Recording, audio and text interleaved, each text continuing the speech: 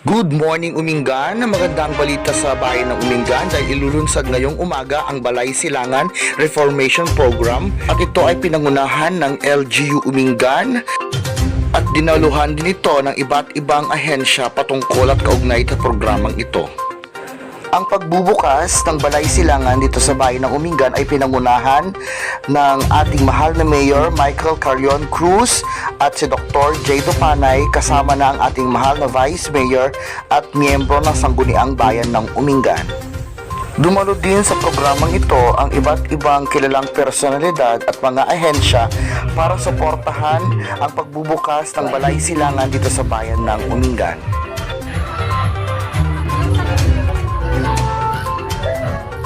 Nagbigay din si Deputy Provincial Director for Administration Police Lieutenant Colonel Sir Ricky Camisola ng kanyang magandang mensahe para sa ating mga kababayan. Lalo-lalo na sa mga taga-PDEA.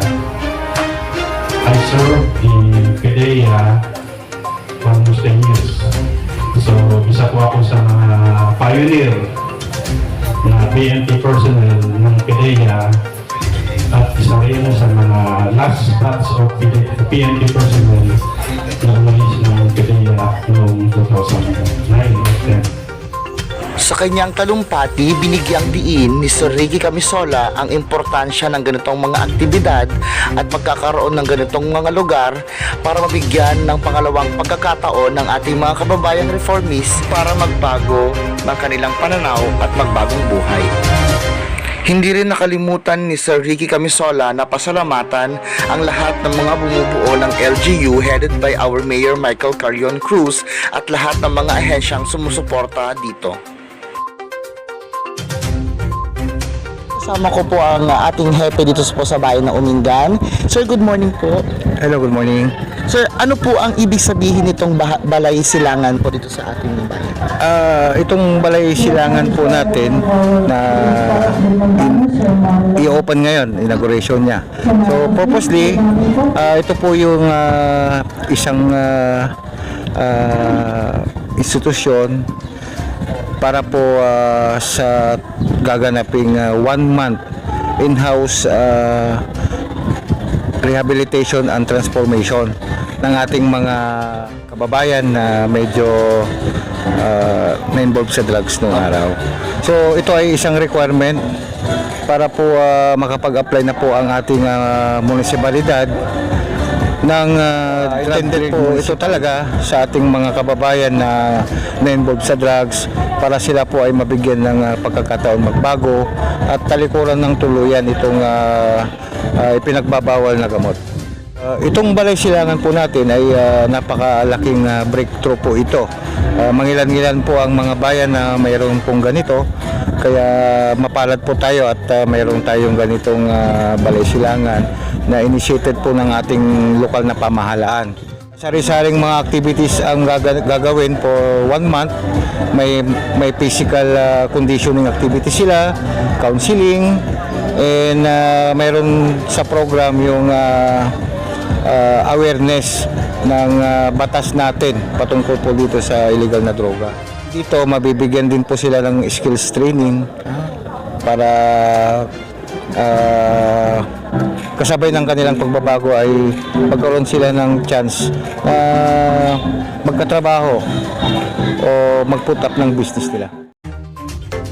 Siyempre, hindi matatapos ang programang ito kung wala ang blessing na pinangunahan ni Father Reverend Alejandro T. de Guzman ng Immaculate Conception Parish Church of Umingan.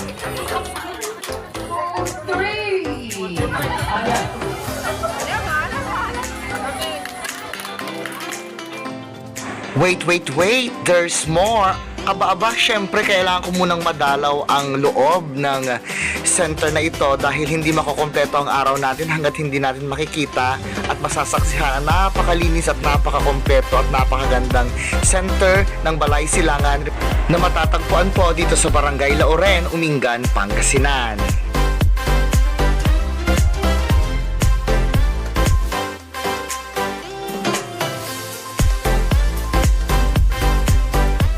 Matapos nga ang parangal sa ating mga pangunahing pandangal at pagbibigay ng mga food assistance sa ating mga reformists, nakausap din po natin ang mga pangunahing pandangal sa araw na ito.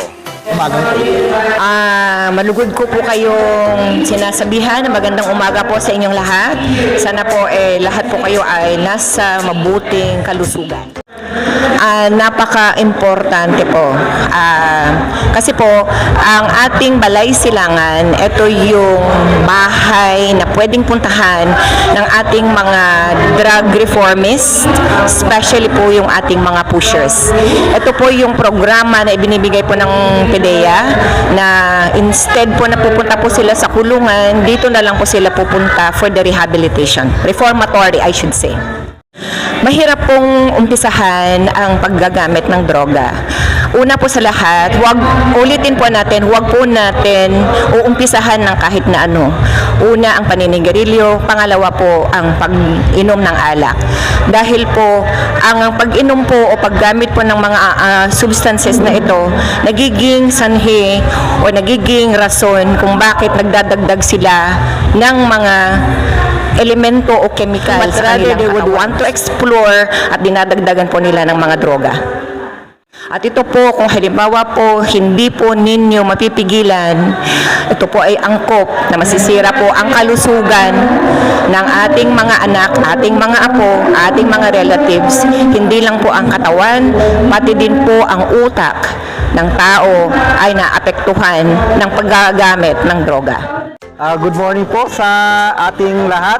So ngayong araw po ay natapos ang ating Balay Silangan Inauguration program. And actually this program, War on Drugs campaign, started way back 2016. And until now, we are still here, continuously pushing towards our goal. That is a drug-cleared Umingan. And I would like to thank the LG Umingan through the administration of Honorable Mayor Michael Cruz, the Municipal Anti-Drug Abuse Council, the Barangay Anti-Drug Abuse Council, the PNP for continuously supporting the War on Drugs campaign of this municipality. And I can say that this is the beginning of the victory, the LGU's victory towards the achieving of its goal, a drug-cleared Umingan. Ako po si Dr. Bruce Dupanay, Municipal Anti-Drug Abuse Council, MADAC Focal Person. Thank you po. Good morning. Malaking tulong po itong Balay Silangan na pinatuloy natin dahil sa mga drug reformists, matutulungan po sila natin sila makapagbagong buhay. At malaking tulong din po ito pag nakapagbagong buhay na, magiging drug cleared na kami sa Umingan at makakayat po tayo ng malaking investor na gustong pumasok dito sa ating bayan. Nabanggit niyo po kanina, Mayor, na magtuloy-tuloy yung tulong ninyo, hindi lang sa mga drug surrenderies, kundi maging sa mga pamilya po nila. Oo, meron po tayong ayuda na may bibigay aside sa mga drug reformists, nabibigyan din natin ng suporta ang mga naiwan ng pamilya. Isang buwan lang naman, ayun po, ayun na po yung bibigyan ng suporta. Para hindi naman sila din mag-alala. Ayun po. Message nila po, Mayor, sa mga kababayan po sa Umingan. Message ko po sa ating mga kababayan, iwasan na po natin ang droga. No, wala po magandang dudulot yan. Magtrabaho naman po tayo. Alam naman po natin, sabi ko nga kanina, lahat naman ng tao nagkakamali. Pero itong pagkakamali na to, sabi ko nga, pag gusto mo, maraming paraan. Pag ayaw mo, maraming dahilan.